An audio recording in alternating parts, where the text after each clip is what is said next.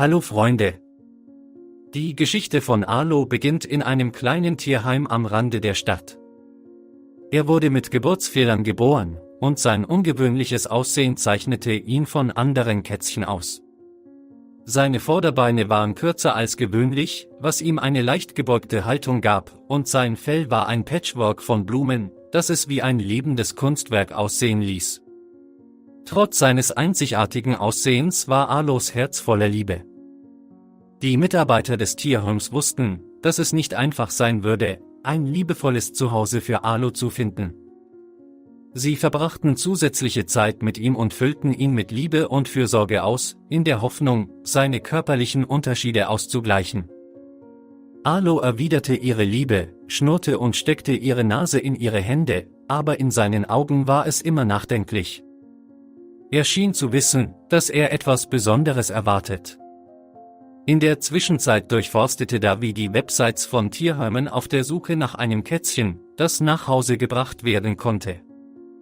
Er hatte keine besonderen Vorlieben, er wollte nur einen pelzigen Begleiter, mit dem er sein Leben teilen konnte. Er hoffte, eine reinrassige Katze zu finden, die aus irgendeinem Grund verlassen wurde. Als Davy im Tierheim ankam, wurde er von vielen entzückenden Kätzchen begrüßt, von denen jeder um seine Aufmerksamkeit kämpfte. Aber als er sich durch ein Meer von flauschigen Schnauzen schleichte, bemerkte er ein kleines gebeugtes Kätzchen, das leise am Fenster saß. Arlos Augen trafen auf Davys Augen, und er näherte sich ihm, vorsichtig, aber ungeduldig. Als Davy seine Hand ausstreckte, griff Arlo sie vorsichtig mit ihren winzigen Pfoten und begann sie mit liebevoller Zärtlichkeit zu lecken. In diesem Moment schmolz Davys Herz und er erkannte, dass er seine seelenverwandte Katze gefunden hatte.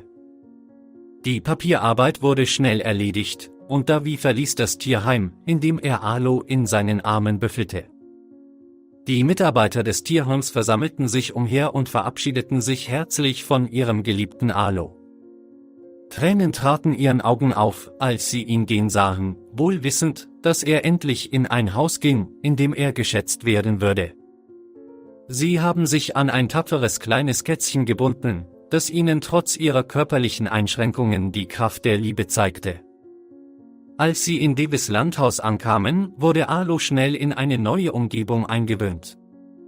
Er hatte einen Korb mit Spielzeug, ein warmes Bett und eine nie endende Versorgung mit leckerem Essen. Trotz seines schüchternen Charakters und seiner Angst vor lauten Geräuschen und großen Vögeln fühlte sich Arlo in seinem neuen Zuhause sicher und geliebt.